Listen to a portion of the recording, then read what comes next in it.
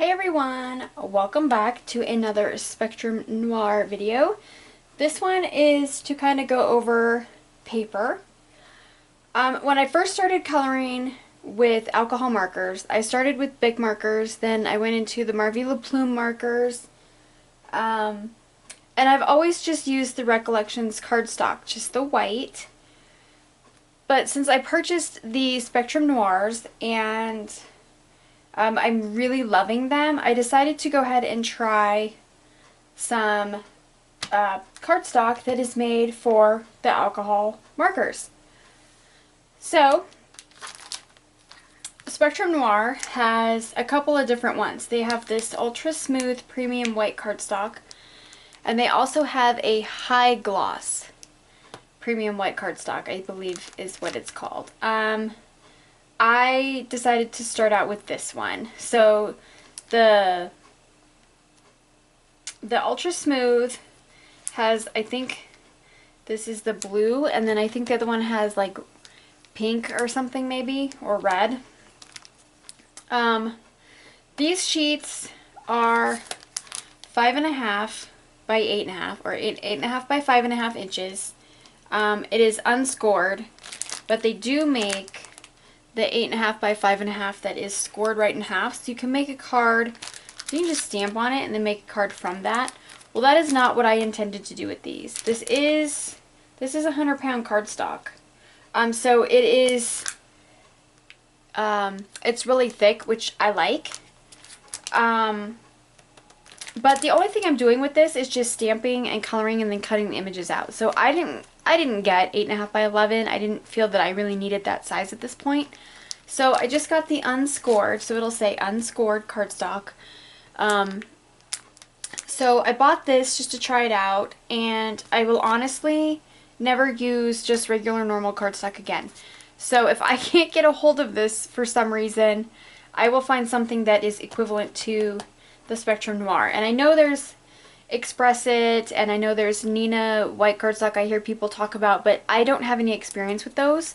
I'm thinking this is kind of similar as far as, you know, how this cardstock is smooth and such for your blending. So I have learned along the way that paper does make a difference when you're coloring with alcohol markers.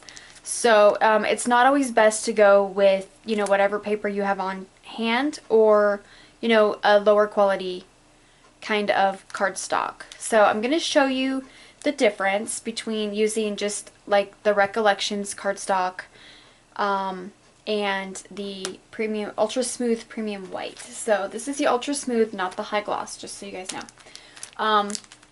And I do purchase this right from the website at Crafter's Companion, I think is where it was. I haven't really looked anywhere else for it. So I did a comparison here. I used my little, this is Brigida with popsicles. So it's this little girl right here. It got all scratched up, but that's okay. So here she is. And I stamped her on Recollections, and then I stamped her on the Ultra Smooth.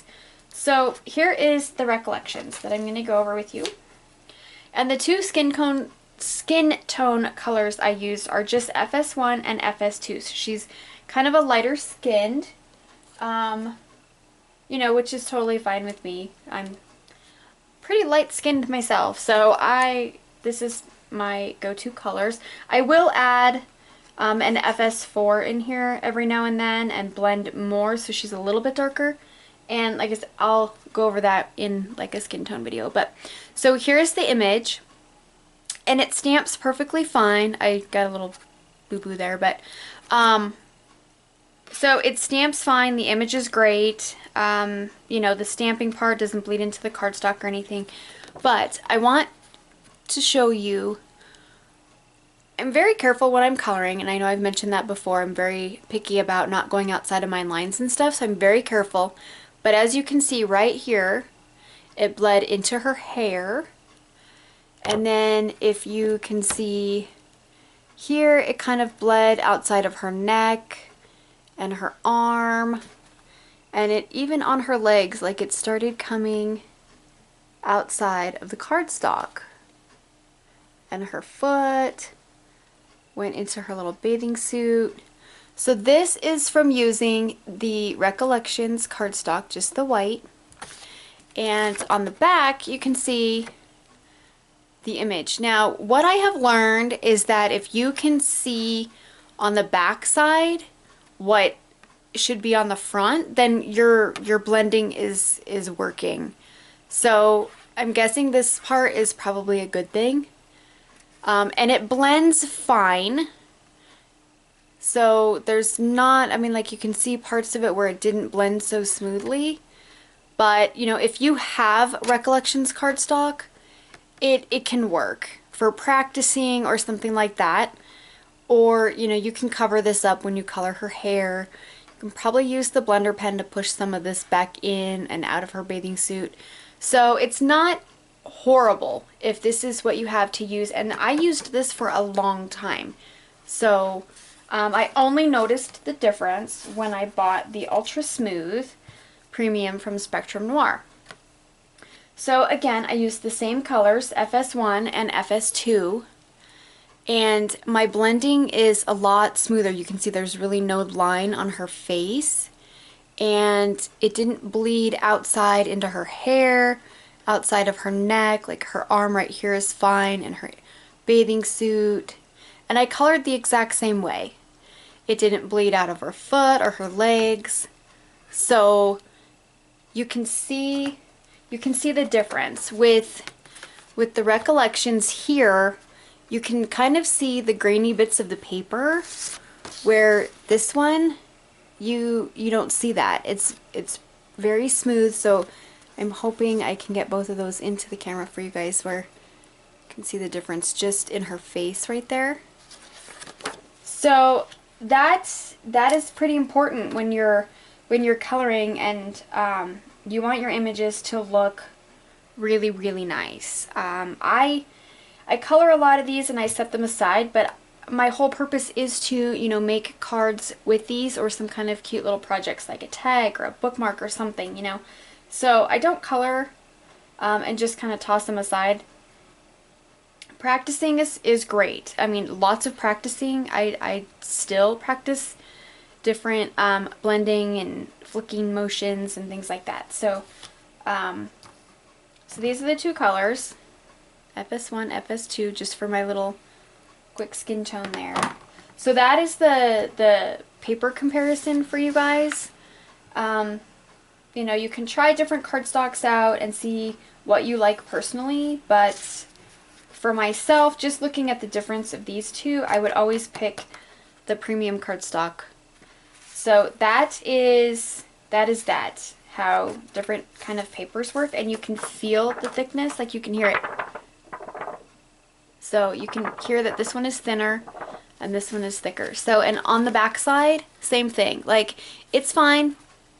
The back side is fine. So it doesn't bleed all the way through. I've never had it, you know, get onto anything underneath. I always just take, this is just one of my Stampin' Up! Graph sheets, grid sheets. I just fold one in half, and I do my coloring on top of it just in case. So that's my paper comparison for you. So I also have to share some downloads that are available. So I showed this one. This is just the regular blank chart that you can print out and then you just color in. So this would be the whole color collection here. So, you know, all you do, just like with the Copics, you know, as you get them, you just color them in and fill in the chart. So this one is great to have. Like I said before, this is definitely my color guide. I always pull this out and have it sitting while I'm coloring. Another great one that I downloaded, and I will put links for all of these in the description for you guys, is a color combo wheel designed by Tracy Freeman for Spectrum Noir. So she did this little color wheel, and then she did the little, I call it a Pac-Man, but you know, whatever. So then when I tend to fill in my wheel first, Then I will cut it out. I will cut this top piece out, and then you just kind of, I just stick it together with a brad so that way, you know, I can turn it. So I've completed one, and I labeled this one hair combos. So it just has all of my favorite hair combos, and I used 3 colors for my hair. So all of these are done in sets of 3. So it's a really, really nice tool to have sitting around. And you can, you know, it's got up to 4. So that's a really great one to have. This is the old Spectrum Noir color chart, where it has the old numbers in the little parentheses, and then it has the new numbers, and it still tells you what collection the color is in. So if you'd rather have the little rectangles instead of the hexagons, this is another option for you. It still works with the newer markers. It's just got the older numbers, but the newer numbers are current. So that's another one. There's lots of different, if you just Google like, you know, color practice sheets for alcohol markers, or, you know, something like that, tons of stuff comes up. The downloads everywhere, and a lot of them are free. So, you know, you just kind of scope it out and download different hair and practice with hair and stuff like that. I'm not a big fan of doing that myself. I have Googled a lot of things. I am a Googler, and I've downloaded a few. I just don't like them. So what I tend to do is just take my favorite stamps and I stamp them over and over and over. So for instance, I love the little Swiss Pixies from CC Designs, and I can put her link in the description for you too, to the website, so you guys can check out some of the little pixies. The one I tend to color the most, because she's fairly easy, is the Cute Brigida. And so all I do is I just stamp her on, you know, as many times as I can. And then I was practicing all of my hair colors. And this is where I discovered these are my favorite hair colors, so I'm going to document these hair colors. So I do. And then, you know, eventually I'll come back in here and I'll start coloring her clothes. And then I cut them out individually, and I'll just put them on a card. So as you can see on the back side, her hair, you can see her hair and her face, and her little legs here on the bottom and such. So this is the Ultra Smooth Spectrum Noir. And then this is another one. I did some kind of crazy colors because I do like mermaids and fairies and stuff. So I wanted to come up with some different types of hair colors. So these are, you know, non-traditional hair colors. And again, on the back you can see, and I have little sticky notes so I remember which, because I need to make another color wheel. So little sticky notes so I know which color I used.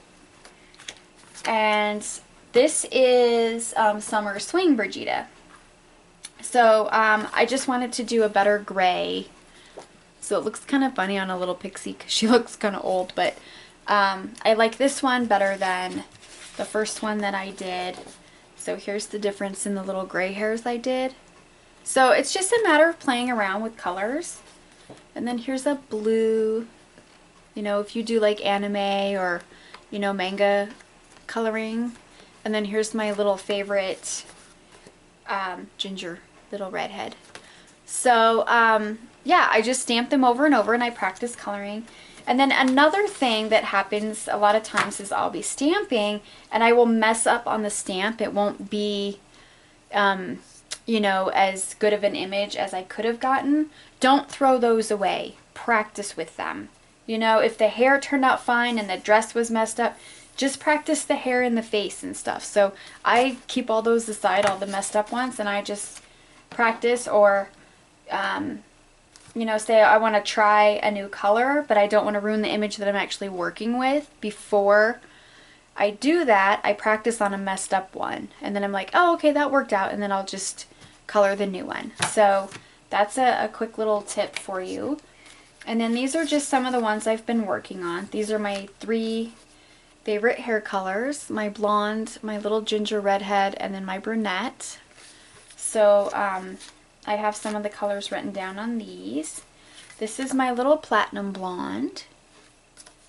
And then this is one that I've completed. I just need to get her on a card. And then I tend to just make notes about whatever color I'm using for her skin at the time. I do 2 different skin combos, you know, her little mug and her outfit and stuff. So I always make little notes. I try to keep track because I do post these, and I want to let you guys know what colors I used. So another thing, this is kind of a little longer than I expected, but that's okay. Another thing is CC Designs, for these little pixies, there are some props. So there's a little butterfly fence, and I've stamped that so I can take my image when I cut her out and stick her in front of it to see if I like it, to know what prop I'm going to use for her. And here is a little park bench, and these I did stamp on Recollections because I'm not using them for anything. So the little park bench comes in handy when you've got one of the little girls that are sitting down and you color her out and you want to put her on a seat. So there's that one. There's a spring bench. There's a stone wall, which is super cute too. And then there's also the summer swing, which the only one that looks really, really good on the summer swing is this little summer swing Brigida. She fits the best the way that they have her. You can still see, so she fits perfectly on there. And I think I actually have one right here. And she just fits really, really well on there. The other ones, they take up too much space and you can't really see the swing part behind her.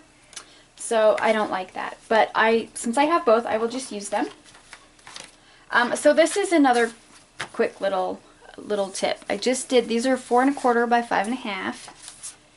And it's great to see, you know, what your little girl is going to look like sitting on one of the props, or sitting in front of this one, or standing in front of this one, or, you know, whatever you want to do at the time. So that's another little thing that I do. So that's it. That's it for this video.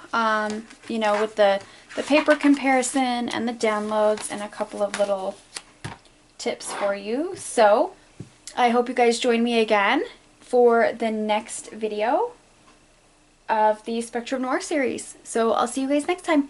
Bye!